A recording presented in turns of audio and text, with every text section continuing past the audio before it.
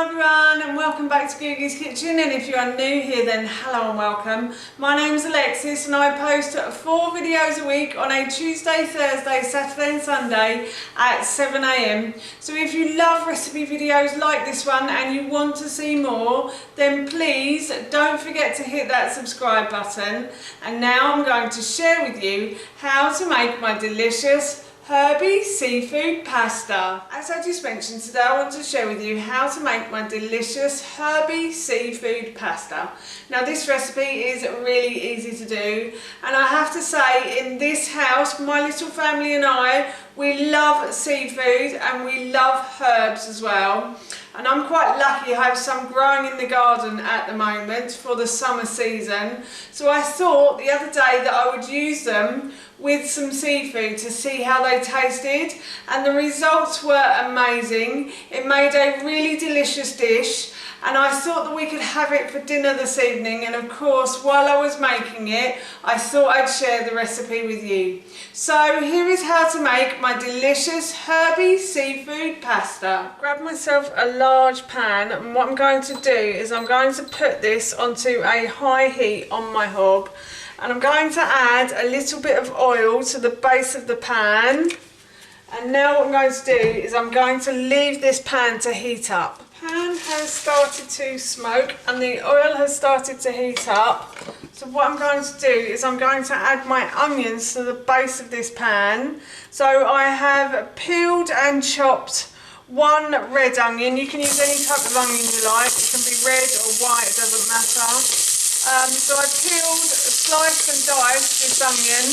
I didn't do it too well, but it doesn't really matter. It's just us eating it, so I'm not that bothered. So yeah, I'm just going to add this to the base of the pan, and I'm going to fry this until the onion starts to soften. The onion has started to soften, so what I'm going to do now is I'm going to add in 2 cloves of garlic that I have peeled and sliced. I said 2 to 4 in this, so if you like it more garlicky, then please add more garlic to this. But 2 is enough for us, and I'm also running out of garlic as well, so I'd like to keep some until I go shopping on Wednesday. So yes, I'm just adding 2 cloves of garlic to this, but you can add 4 if you've got them.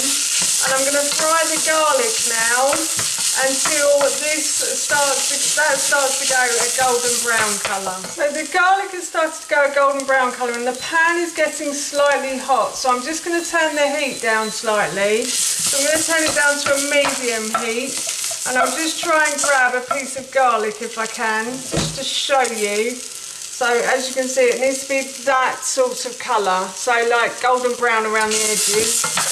And I'm just going to add a little bit of water to the base of the pan to stop everything from sticking, like so. And now what I'm going to do is I'm going to add in my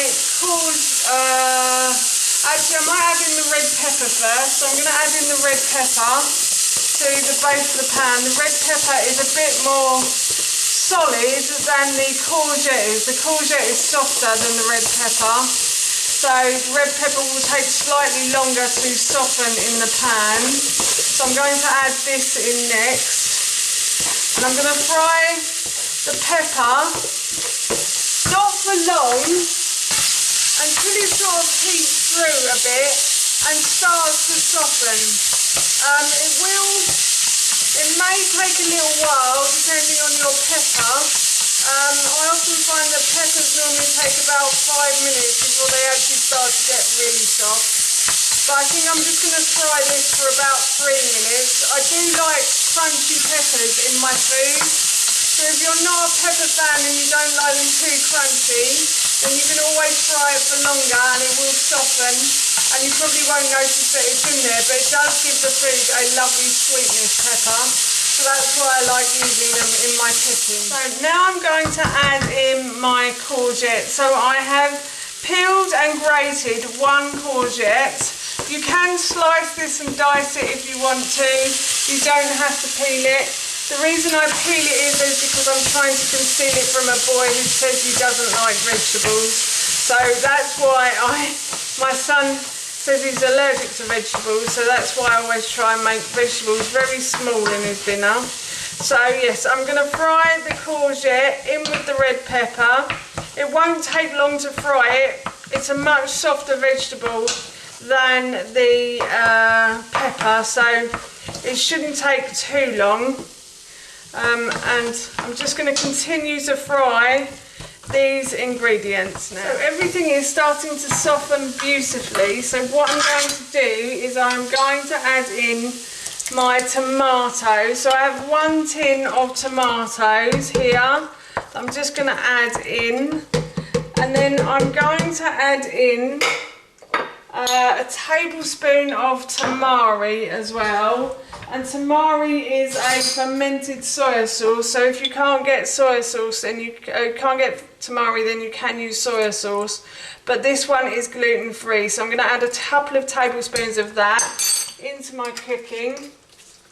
And I'm also going to add in some tomato puree as well. So I'm going to add in a couple of tablespoons of tomato puree to the sauce as well, like so. I'm going to mix these ingredients together. Oh, it smells so nice already. It is yummy in here. And now what I'm going to do is I'm going to add my herbs in. So I have some rosemary, which is picked from my garden. It grows all year round, rosemary, and it's a great one to have in the garden. So I'm just going to pull back the leaves and leave the stalks out. So I'm just going to put that into the saucepan. As I said, this is a great one to have in the garden. It grows all year round and it makes food super tasty as well, I have to say. And then I've also got a very small amount of lemon balm. It did say 1 handful, which I know isn't a handful. I was hoping that my lemon balm would grow a bit better than that, but it hasn't grown in the garden, so I don't really know what I've done wrong there. So I've got a very small amount of lemon balm, and I haven't been able to grow any other herbs apart from mint, and I did try oregano as well, or oregano, and that didn't grow too well either. So unfortunately, I haven't got any of that, and I'm going to use dried thyme because I actually forgot to get some thyme from the supermarket. So I'm just going to use a teaspoon of dried thyme that I bought from my local supermarket. If you can't get fresh herbs, then you can always use dried.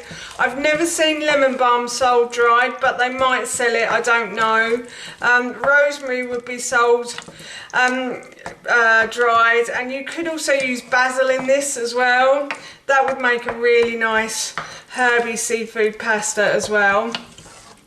So I'm just going to mix these ingredients together like so.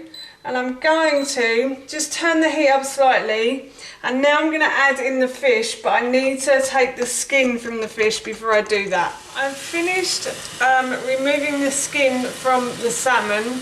I have showed how to do this in a previous video, and I will link that video in the description box below for you, so I won't show you again, but it's very simple. You just slide the knife between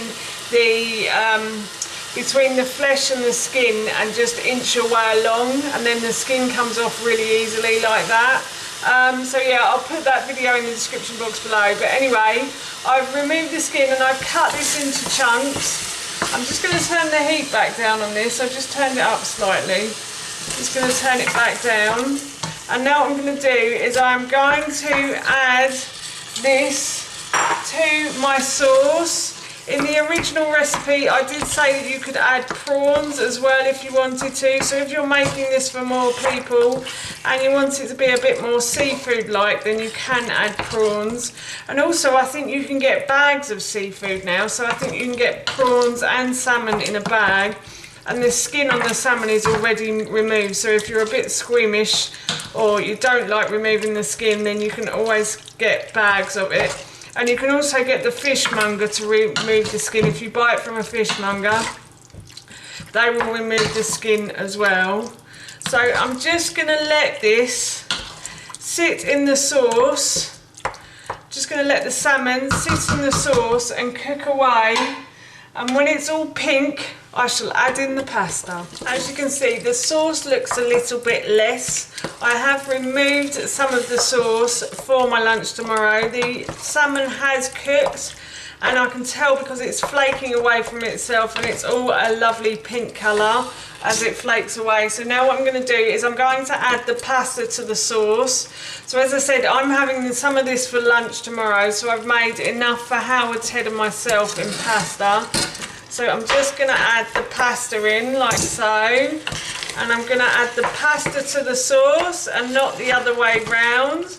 I think I'm also going to add a sprinkling of salt as well, because I forgot to do this earlier, and a little bit of pepper as well. So not too much, but just a little bit is fine. I'm serving this to my son who's 8, and he's not a great pepper fan, but he's okay on a little bit. So I'm just going to add a little bit of pepper to it as well. And that, my friends, is our Herby seafood pasta done. So I'm just going to check this for seasoning, and then I'm going to turn the heat off now, and I'm going to check this for seasoning, and then I'm just going to serve it. So oh, that's really nice. That's delicious. Yep, seasoning is perfect. That's how you make my delicious Herby seafood pasta, and that recipe I will link in the description box below for you. As I mentioned earlier, I'm going to be having this for my dinner this evening, and it smelled and tasted so good, I can't wait. So for now, that's it from me. Thank you so much for watching. Please feel free to give me a big thumbs up if you enjoyed this video, and please feel free to leave any comments below. And please don't forget to hit that subscribe button. See you all soon.